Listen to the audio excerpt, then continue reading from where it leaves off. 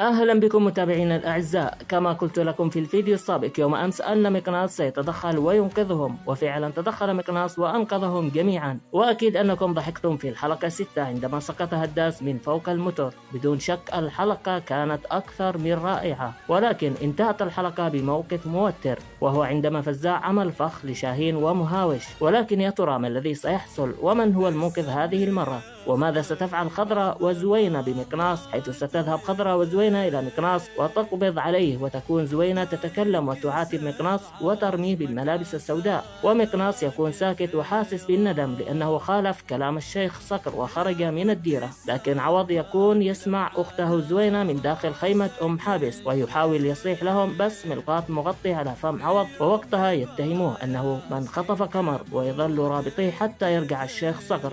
أما عند شاهين، حيث أنه من المتوقع أن رشا عندما خرجت تبحث عن قمر خارج الديرة بالمصادفة تشوف فزاع وترميه وتنقذ شاهين، أو أن حركة غبية من مبروك يخرب خطة فزاع وينتبه له، ولكن يطلق فزاع ويصيب مهاوش، وشاهين يظل عند مهاوش عشان ينقذه، وفزاع يهرب بهداس. وهناك مفاجأة أيضا، حيث سنكشف عن شخصية أخت قمر ومن تكون قمر، فتابعونا في الفيديو القادم إن شاء الله.